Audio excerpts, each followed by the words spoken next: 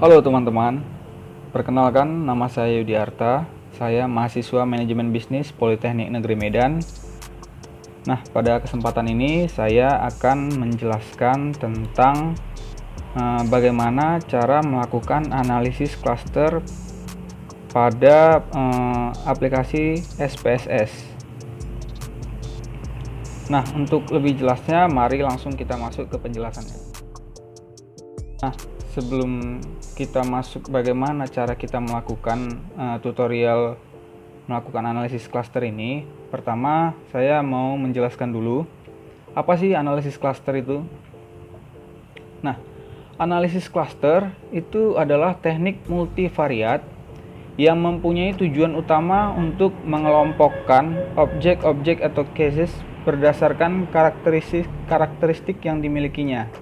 Nah, analisis klaster ini mengklasifikasi objek sehingga setiap objek yang memiliki sifat yang mirip atau yang paling dekat kesamaannya akan mengelompok ke dalam satu klaster atau ke dalam satu kelompok yang sama.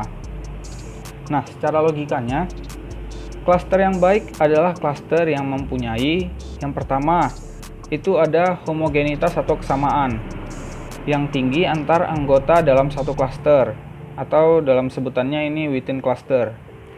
Atau yang kedua, ini ada namanya heterogenitas atau perbedaan yang tinggi antar cluster yang satu dengan cluster yang lainnya. Ini atau disebut juga between cluster. Nah, ada beberapa manfaat dari analisis cluster ini, seperti eksplorasi data peubah ganda, lalu reduksi data, stratifikasi sampling, prediksi keadaan objek. Nah, hasil dari analisis klaster dipengaruhi oleh objek yang diklasterkan, peubah yang diamati, ukuran kemiripan atau jarak yang dipakai, skala ukuran yang dipakai, serta metode pengklasteran yang digunakan. Nah, selanjutnya kita masuk bagaimana cara melakukan uji klaster pada aplikasi SPSS. Nah, ini data yang sudah saya buat. Di sini ada 13 responden atau sampelnya ini 13. Di sini akan saya pindahkan ke SPSS. Nah, ini sudah saya pindahkan. Ada 13 responden. Ada ini saya buat namanya seperti nama-nama Korea biar ya sedikit ada penghiburan. Ada Arasu sampai Hyungnim. Di sini juga ada mata kuliah, nilai dari mata kuliah. Ada mata kuliah RISBIS atau Riset Bisnis, ada InSkill atau Interpersonal Skill, ada Kombis atau komunikasi bisnis, ada Pelprim atau pelayanan prima, dan ada Metopel atau metode penelitian. Nah, sebelumnya kita masuk dulu ke variabel view. Nah, teman-teman bisa lihat di layar. Untuk pertama itu nama, tipenya itu dibuat string. Lalu measure-nya ini dibuat nominal. Itu khusus untuk nama. Lalu selanjutnya untuk mata kuliah ada RISBIS sampai Metopel. Ini type-nya dibuat numerik. Lalu measure-nya dibuat scale. Nah, setelah itu kita harus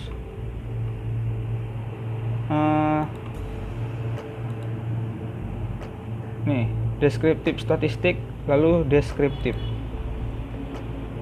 Nah, ini semua kita pindahkan ke kolom variabel ini. Lalu dicentang pada save standardized values as variable. Oke kan saja. Nah, pada uji analisis klaster ini belum digunakan. Yang akan kita gunakan, ini kita close saja. yang akan kita gunakan ini. Nilai Z RISC-BIS, Z INSCIL, Z COMBIS sampai Z METOPL ini. Inilah yang nanti yang akan kita gunakan untuk melakukan analisis cluster ini. Lalu kita akan masuk melakukan analisis cluster. Nah, pertama kita klik Analyze, lalu pilih Classify, lalu pilih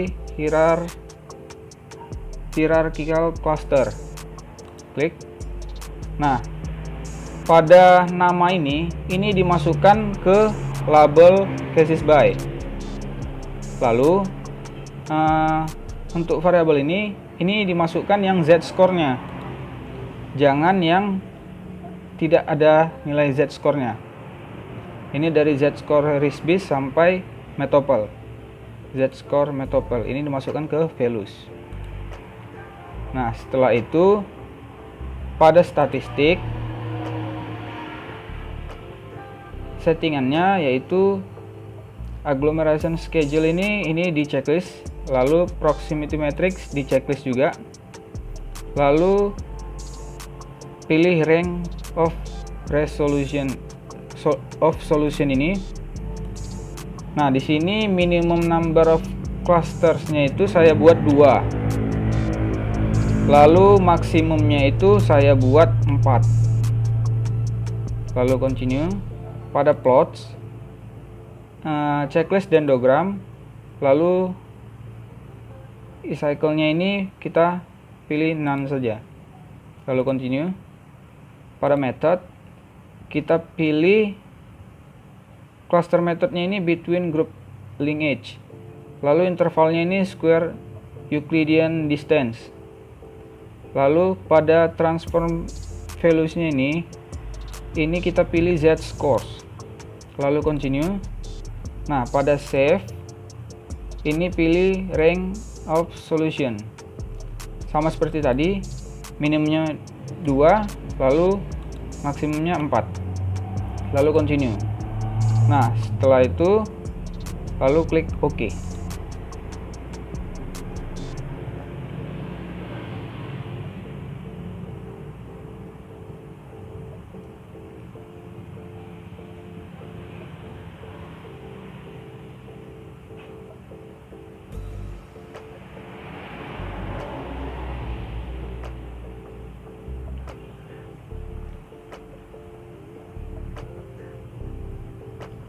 Nah, ini keluar hasil output dari data kita tadi. Nah, kita lihat dulu. Di sini ada 1, 2, 3, 4. Satu lagi ini masih processing. 5. Tabel dendrogram. Nah, kita lihat atau kita masuk ke bagaimana cara interpretasinya. Yang pertama itu tabel proximities. Nah, pada tabel output ini menunjukkan bahwa semua data yang berjumlah 13 objek telah diproses tanpa ada data yang hilang. Bagaimana kita tahu datanya ini tidak ada yang hilang? Ini kita lihat pada n-nya 13, persentasenya ini ada 100%, artinya tidak ada data yang hilang. Semuanya ini masuk ke dalam perhitungannya. Lalu pada proximity matrix, ini matrix proximities.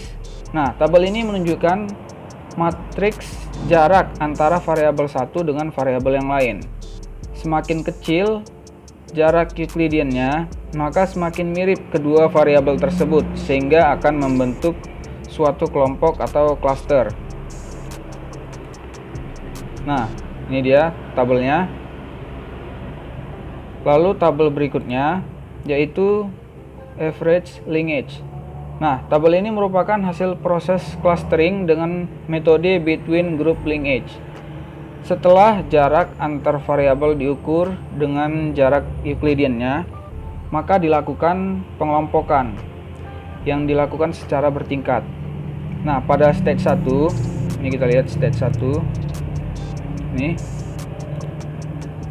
Terbentuk satu klaster yang beranggotakan sampel nomor 4 dan 11 dengan jarak 0,000. Ini dia pada stage 1. Klasternya itu ada klaster 4, ada ini dia 4, sampel nomor 4 dan sampel nomor 11. Jaraknya antara sampel nomor 4 11 ini dan 11 ini itu 0,000. Lalu karena proses aglomerasi ini dimulai dari dua objek terdekat, maka jarak tersebut adalah yang terdekat dari sekian kombinasi jarak dari 13 objek yang ada. Nah, selanjutnya bisa kita lihat di kolom terakhir itu ada kolom next stage. Ini next stage. Terlihat angka 3. Nah, hal ini berarti clustering selanjutnya dilakukan dengan melihat stage 3 dan begitu juga seterusnya. Jadi cara melihatnya gini. Pada stage 1 ini ada sampel nomor 4 dan sampel nomor 11. Ini jaraknya adalah 0,000. Nah, setelah itu untuk masuk ke stage selanjutnya kita lihat di sini. Ini ada kolom next stage. Pada next stage 3 baru kita masuk ke next stage yang ini, stage 3 ini. Nah, setelah itu kita lihat sampel nomor 4 dan 8.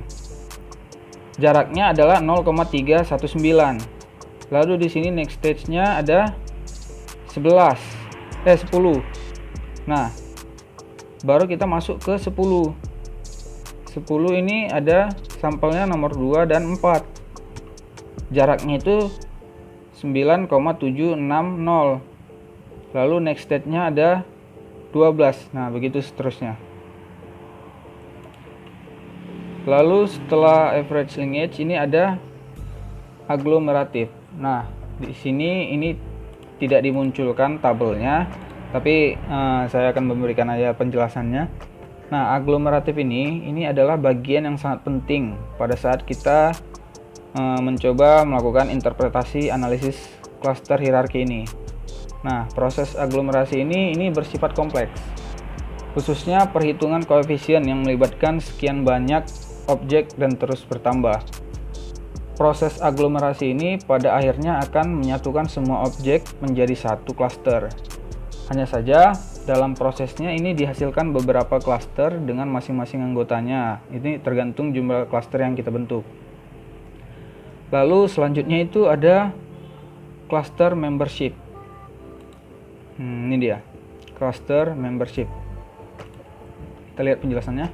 Ini perincian jumlah cluster dengan anggota yang terbentuk. Dapat dilihat pada output yang kita hasilkan tadi. Cara membacanya gini. Misal kita ingin 2 cluster saja pada analisis ini.